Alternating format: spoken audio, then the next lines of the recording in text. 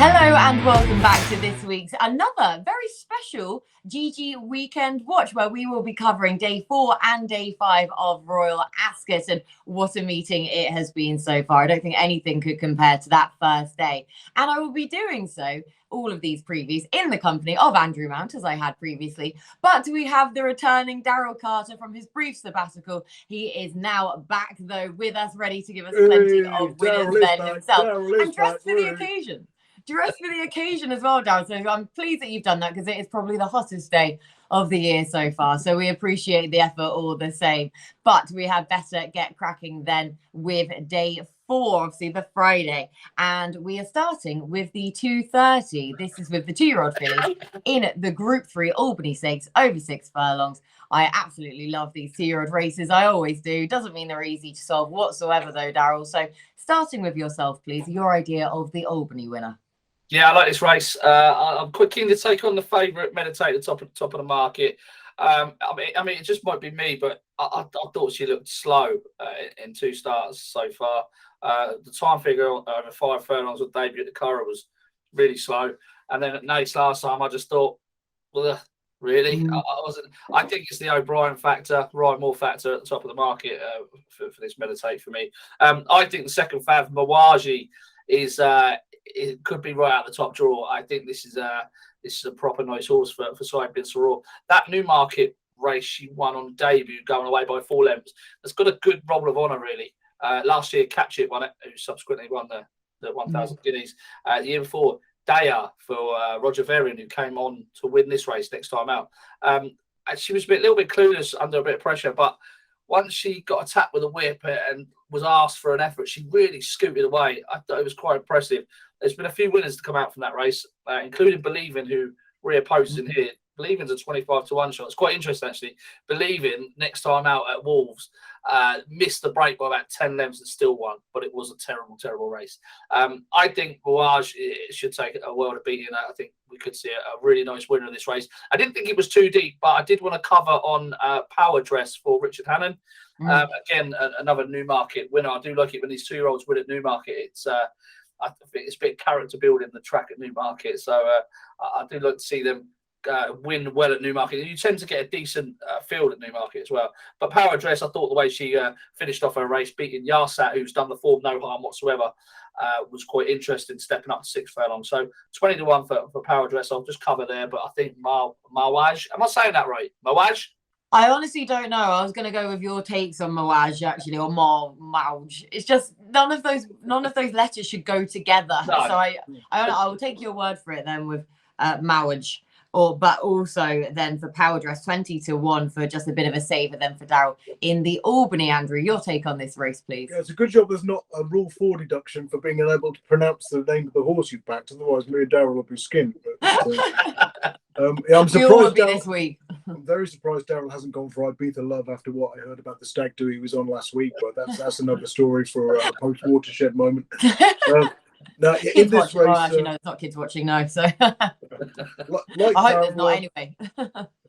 I like Believing on breeding and the fact that James Doyle's on again, and she caught the eye on her debut at Newmarket, finishing second, meeting trouble and running green, and then last time out, I was amazed that she managed to win that race. I know it was a Mickey Mouse race, but to lose the ground she did and still win was quite something. So I've bet Believing, but the main one is the Kevin Ryan runner, Elvenia. She won at Newcastle on her debut over 5 furlongs. You watch the replay of that race, and she looks the first one beat. She's in second place. She's been ridden along from the halfway stage.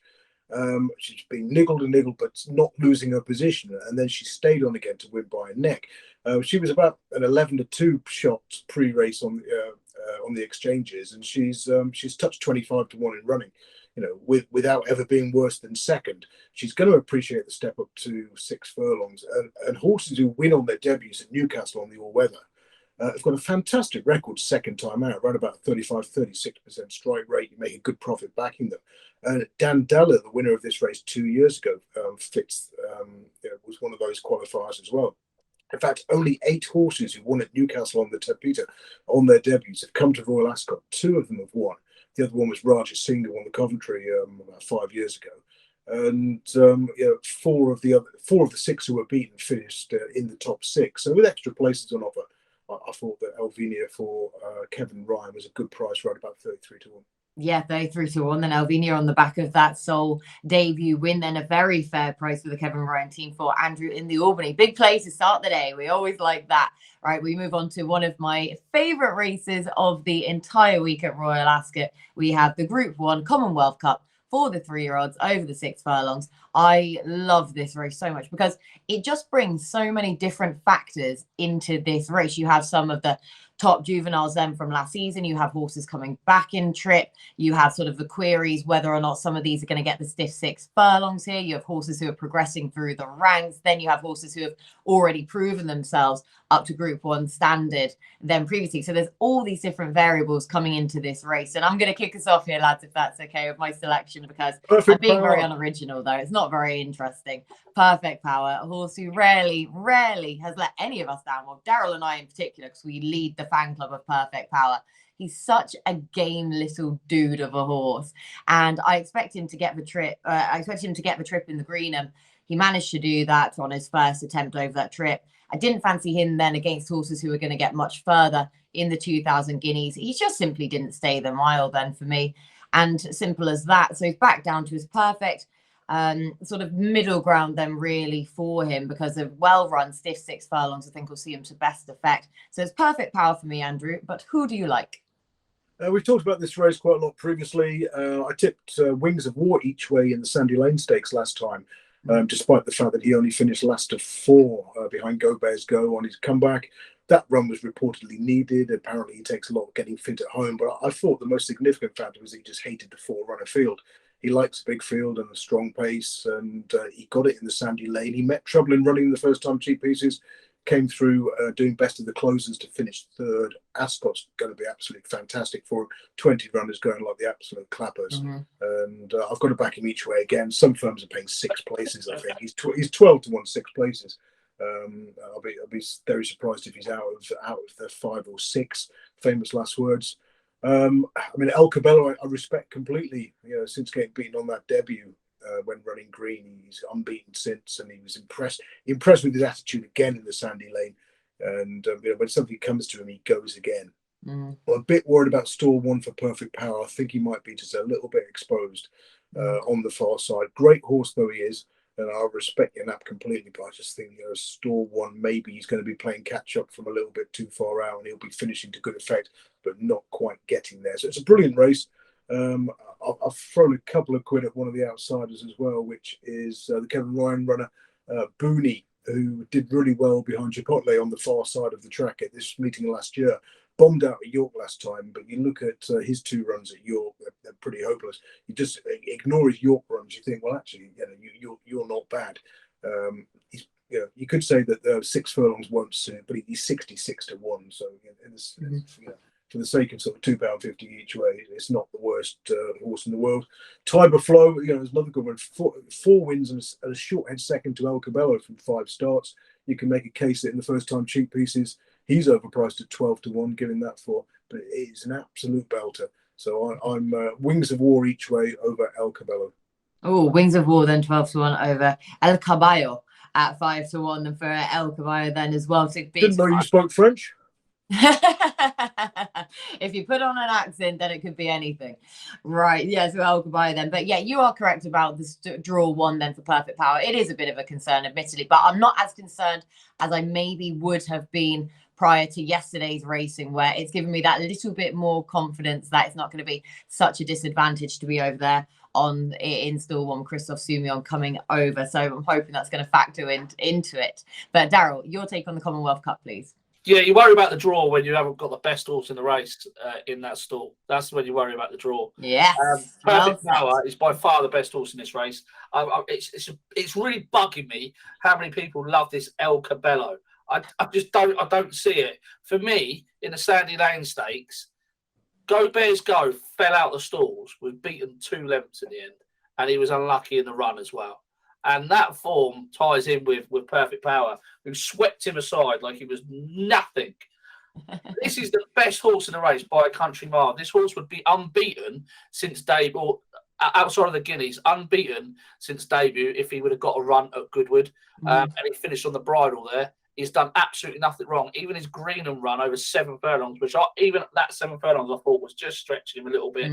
That's why we both jumped off him in the Guineas. Yeah. But he's even touched off Lysander, who was touched off a length in the St James's Palace, all right, over different trips. But no matter where you look with Perfect Power, the form has worked out absolutely everywhere. He is just a real talent. Christophe Simeon comes over for this one ride of the entire meeting at Royal Ascot. I could not give a toss about just all one with this horse, because all he's going to do is let them go. He's going to just tuck him behind and just sit there and travel. It could well have been drawn still 6, 7, 8. It's not really going to matter the way he's ridden. This horse is just going to cipher through the field and win this race. He's by far the best horse in this race. All the form lines point back to him some way or another, wherever you look. Iraz, Twilight Jet, Go Bears Go, El Cabello. Wings of War, to be fair to Andrew, he has got a big run in him. But this Perfect Power, this is his ideal trip. A stiff 6, quick ground. I don't know what's not to like. He won the Norfolk here last year over 5. He ticks all the boxes for me. I'm gonna have a hell of a bet on him, and if I'm wrong, I'm wrong. I don't really care, but I think he's the bet in the race. I really do. At 4 to 1. Right, Daryl, promise me something. If you are wrong, you don't blame the draw next week. Yeah, well, the draw beat him. No, you can't have that. Yeah, I hope I'm not wrong. Look, I think he's the best sprinter in the country, best free-roll sprinter in the country. Could be even the best sprinter in the country. Did you back him in the 2000 Guineas? No, I didn't. No, I jumped completely. No, we both jumped off him there. We didn't fancy him over that trip. No. And to be honest, he wasn't disgraced in the Guineas. Even if you go back and watch that run, he wasn't disgraced at all. He's just blatant non-stayer over a mile. They were very much entitled to take their chance, I thought, with him. But the one thing I like about what Richard Fahey's done, the moment that race is finished, they've not messed around and gone and tried a mile again or tried to drop about to 7. They've gone, right, Commonwealth Cup, that's it. I can understand it from a breeding perspective. You kind of got to try it, and I'm sure the owners probably had pound signs in the eyes. Yeah, and there's only one 2000 Guineas, so they've got every right to try it. But I love the fact from the moment that race is finished, they've put this race directly in their mind. They've not messed around. They've gone straight here. He's going to take a world of beating. I really hope he does. But just in case he doesn't, there is just one at a big price. After all of that, you're going to put a caveat for another selection. I don't want you tipping Perfect Power each way as well. If you think. No, well, look, just two. If you got £2.50 each way, I think you could do worse than back Rizik for Roger Varian at 66 to 1. He's had 3 starts, finished up behind Timberflow at Newbury and Iraz, who are a lot shorter in the market than him.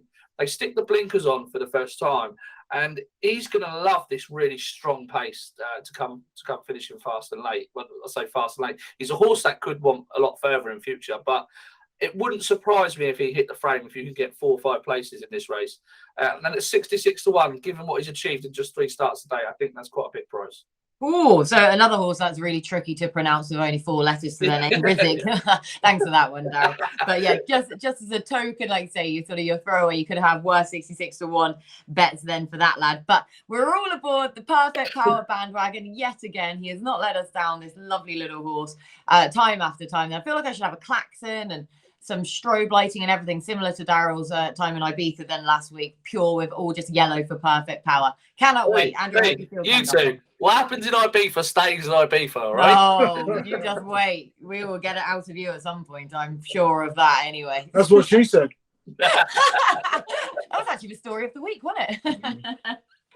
Right, we will swiftly move on then to the 340, where we have a wide open contest. This is the Duke of Edinburgh Stakes, a 0 to 105 handicap for 3-year-olds and over a mile. 4 comes up at 340, where Trawlerman and the Queen's Just Fine are vying for favouritism at the time of recording. So it's an open race, Daryl. Who have you come down on the side of? Yeah, it's not an open race, Kate. There's only one winner here. Oh. There's only one winner here. It's the best bet of the entire week. So this is it. Listen up. I'm all ears. It's Kim Bailey's Ajero in stall 10. It's had 3 starts on the flat. He's rated 140 odd over hurdles. Best going right-handed, which is, it's decent that this Ascot track is right-handed. I think it's just a coincidence. But 3 starts on the flat.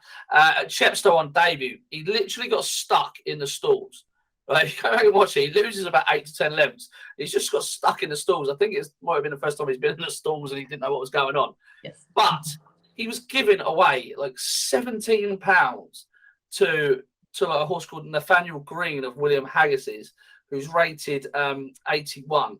The third he was given £10 to, was rated 86. And that horse previously, Luminous Light, who was finishing third, had beaten a horse called Warhorse on his debut. We know Warhorse is a fairly useful animal, rated around 88. His second start, he then went and chased home Francesco Clemente of John Gosden's. This horse is rated 99, but he was held up at the rear of the field, and there was just absolutely no pace on in the race whatsoever, and he just sort of had to build his own momentum and try and get from the rear of the field to the front, where the winner and the third were well positioned, and then he was doing all of his best work at the finish. But he was giving him £7. He's rated 99. And then his latest run at Chepstow, I backed him, I tipped him, I really fancied him for it. But he was just held on to by Richard Kingscote. He was going so easily through the race. He was just held on to. The winner, who was a debutant called C. the Casper, who I think is going to be a smart horse, might be worth keeping an eye on, was in receipt of a stone from Ajero that day. And once the winner had flown, then Richard Kingscote went after the horse. The winner, and it just screamed of a performance where he's being handicapped. You know, the handicap debut was the next time to catch him, because he was very, very easy on him. But in third that day, also in receipt of a stone, was a horse called Gaius. Now, Gaius is an 8-race maiden, but he has got some extremely strong form in defeat. So previous to that run, he had finished behind Savvy Knight, beaten 2 lengths, who's rated 90s, unbeaten in 3 starts. Prior to that, he was beaten by Dubai Poet, who's rated 104, beaten 5 lengths. And he was also behind Great Max earlier in his career as a 2-year-old. So he's got some really rock-solid form in defeat, despite him being an 8-race maiden. And King of Ice, who was well fancied that day of William Haggis's, is rated 80. He couldn't even get near Ajero, and he's rated 80. Ajero's making his handicap debut today for a mark of 89. He's stepping up to a mile 4, which is undoubtedly what he wants.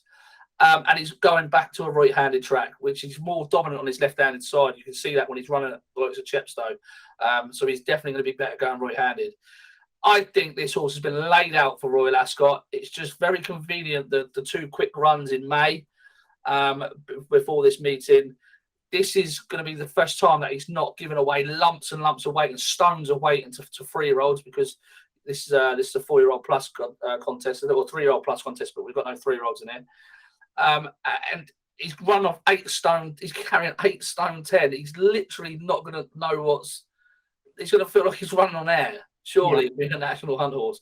He must have at least £10 in hand, given the weight he's been given to these other 80-rated horses in here. Stepping up Tracey improvement, good draw on stall 10. You don't want to be drawn on the inside around this round track. I think he's going to take a world of beating. Poor, convincing, punchy, compelling, all of those words then for Ajero. We've been waiting for this. We had Daryl away then for the first 3 days, but this just shows we haven't half missed He's you. back with a bang. Pardon? He's back with a bang. Back with a bang completely, yeah. Let's hope so. With Ajero then at a fair price then as well for Ajero. Really like that. Most confident bet then of the week for Daryl. Andrew, try and follow that. Yeah, I've got Ajero on my short list of 5. The others, Kelly's Dino, who's won 5 from 12 when racing in high summer, June, July or August. Contact, who I was impressed with at Haydock last time out. And 2 who met each other at Newmarket last time in a race that's working out well. Kem Han or Sem Han and Sir Rumi. Now, you look at that race, you've got horses like Soapy Stevens, who was 3rd, a winner since. Valley Ford, who Daryl knows a lot about, having tipped that one the last time out, was 5th. That's one since. Golden Flame was 7th, won the Zetland Gold Cup next time out. So that race has worked out really well. But yeah, Daryl makes a very compelling case for Ajero. It's hard to disagree, really, isn't it, after that? So, yeah, we will all be waiting then for the 340 at Ascot for Daryl's best bet then of the week. But we must move on to, because we have a great race up next. We have the Group 1 Coronation Stakes for the 3-year-old fillies over a mile at 4:20, where we get to see Inspiral making her eagerly anticipated return after she's missed so many early season targets, as we know. Then it's the 1,000 guineas winner, Cachet, who's second in the betting, and it's 7-1 bar. So, Andrew, back to you, please, for your pick of the winner for this race. Yeah, cracking race. Fascinating to see how this Spiral gets on after a break of 252 days. I was a big fan of hers last season, tipping her up on more than one occasion. The one I'm going for is Sandrine, my pick in the 1,000 guineas. She ran a blinder that day. Now, last season, she was a fantastic juvenile. She won a novice on her debut, won a Group 3 second time out, then won a Group 2. Slightly disappointing she was only second in the Lauver, went 6-5 favourite. But it was a final run last year on the Cheveley Park Stakes that really caught the eye. She finished third behind Tenebrism, beaten 4 lengths. But my God, the first 3 that day all came from, the winner, the second, the fourth, all came from high draws, raced against that favoured rail. She was stuck down the middle of the track from stall 2 and did brilliantly to place.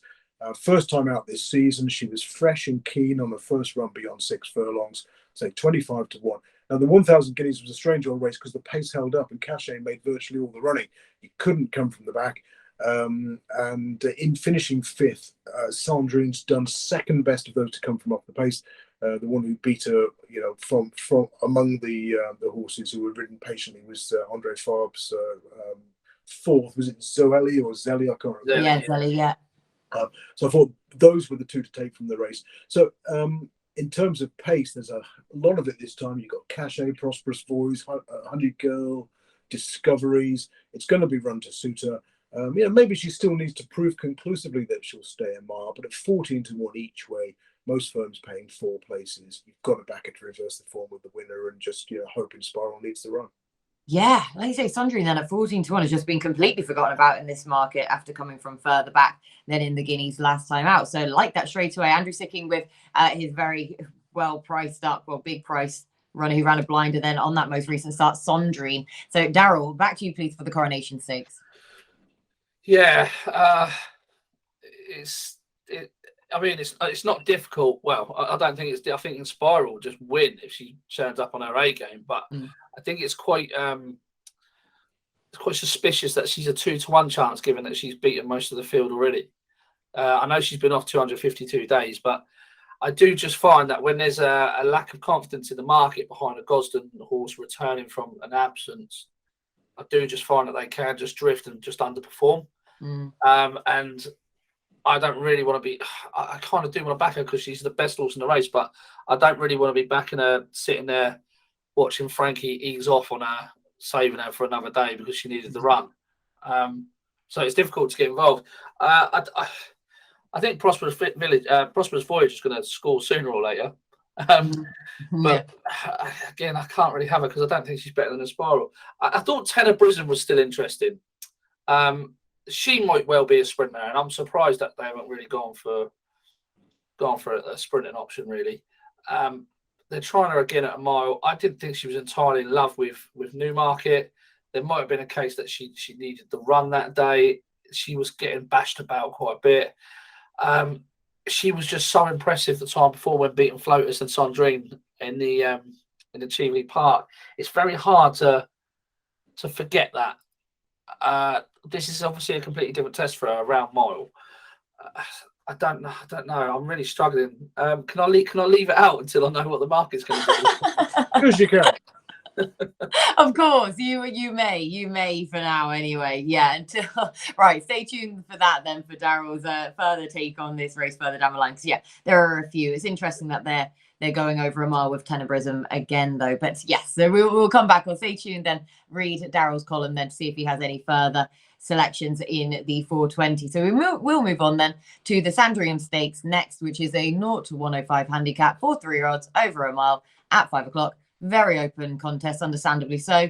Most bookmakers will be paying extra places on this race, so do try and make use of that where you can. And I would therefore be using these extra place specials and siding with a horse such as Golden Spice. I thought was a very fair price here at 33-1. She comes here in the form of her life, bidding for a hat trick. She's won 4 of her last 6. She does have to answer the question of this step up in trip, admittedly, but there still should be more mileage in this mark, despite the £6 rise for me. But Daryl, back to you, please, for your take on this race. Yeah, this. I thought the Britannia was difficult. This is 21 Yeah. fillies running. This is very, very difficult. I kind of like Persist. I liked her last year. She kind of didn't really achieve what I thought she was going to achieve last year, but she returned with a good victory at Ripon. She's a very strange horse. For me, I thought she was going to be a sprinter, but she looked like she needed every yard of that mile at Ripon last time. So maybe a stiff straight mile at Ascot will suit her. She's got a good attitude. She's surely going to be better than a mark of 83 sooner or later. She's getting tons of weight from market principles here. And I just thought there was a bit to like about her. I thought there was a bit of progression in her. I mean, there's progression in a lot of these, I've got to be honest. But yeah, it wouldn't be a confident bet. I'd probably give Persist a chance, but Christ, who knows, Kate? Oh, honestly, that's why I just sort of thought I best put in that about the extra play specials that will be on offer. Yeah, good. I mean, to be fair, bettors have never had it better than they have at the minute with some of these each way plays and terms and places on offer. And so, yeah, and you need it in a race like this. But Persist 12-1, then she saw an each way price for Daryl. But so, yeah, a tentative selection then, Andrew. Anything more confident? Short list of 3 for me. The favourite, Heredia, who's 3 from 3, stepping up in trip. The interesting one is Fresh Hope for Charlie Fellows. You back all his handicappers at Ascot, regardless of whether it's a royal meeting or an off meeting. 8 winners from 49 bets, profit of £99.50. He's had 2 runners in this race previously. They've both won under Hayley Turner at 33-1. So that makes Fresh Hope of interest, having won at Doncaster last time out, albeit she came from off the pace on the round course and that running style was favoured.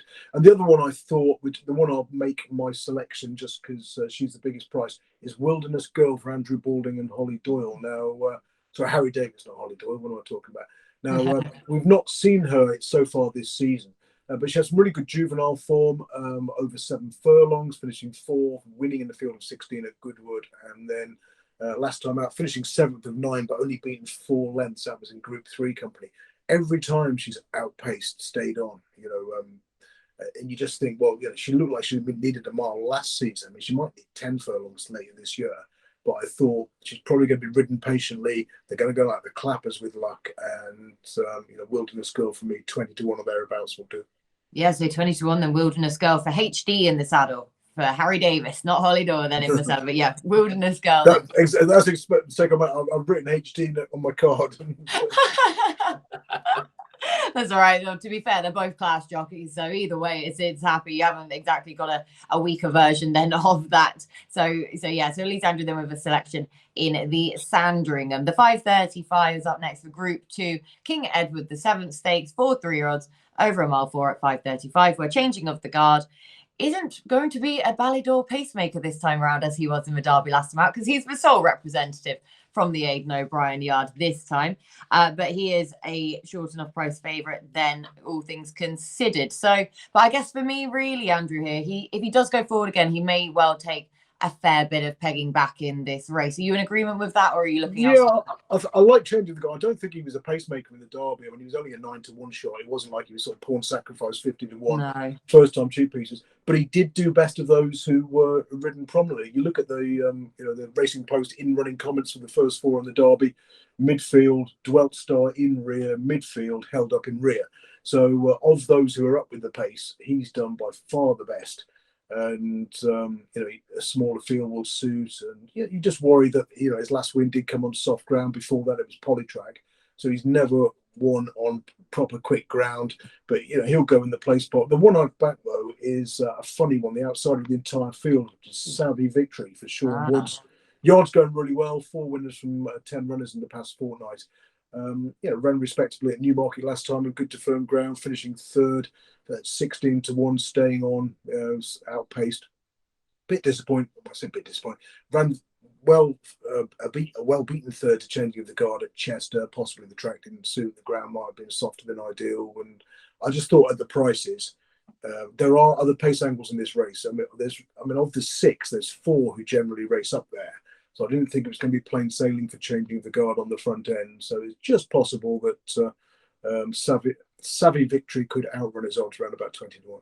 Yeah, 20-1 outsider of the field, then Savvy Victory for Sean Woods, who's had a great season so far. And like I say, continues in really flying form with his strike rate at present. So Savvy Victory, outsider of the field for Andrew. Daryl, your take, please. Yeah, and then he came down on Savvy Victory as well. I thought he was just overpriced on that Newmarket listed run behind Ottoman Fleet last time. Ottoman Fleet's a 9-4 shot. He's 20-1 chance. I thought that was a bit strange, really. Perhaps the stamina is in doubt for Savvy Victory. The stamina certainly won't be in doubt for Lysander. That's for sure. He was sticking to the task quite strongly in soft ground at Goodwood behind Lionel last time. He's got a little bit to prove in terms of to reach the level the top two in the market have already achieved. But I do think there's more to come from him. I wouldn't be a huge fan of his, so it wouldn't be a strong, confident bet. But I just thought, I thought it was quite a hard derby this year, not for the winner, obviously, but I just thought there was a lot of horses in behind that have had hard races. Now I know you can look back through this race and you can see that like Pile Driver Japan have come from the derby to come and run well in this race, but I'm not entirely sure Changing the Guard is of that sort of calibre. And neither is Grand Alliance. So I think you have to be a decent horse to back up for the derby quite quickly. So I think I expect Changing of the Guard to bomb out a little bit. I think Ottoman Fleet's probably the most likely winner. Do I want to back him at 9-4? Not really. I don't think he'd be right at the top of the pecking order at Godolphin. This just sort of feels like they're filling a hole with Ottoman Fleet, if you get what I mean. Yeah. So yeah, I'd take a chance at a bit more improvement to come from Lysander for William Haggis.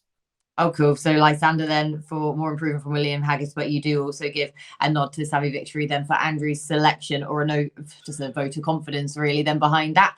And then our final race on the Friday is the Palace of Holyrood Stakes, which is another 0-105 handicap for 3 rods over 5 furlongs at 6.10. Now this really is wide open. It's 7-1 on the field. Wesley Ward's Ruthin heads the betting currently. Daryl, can Wes go back to America with a winner?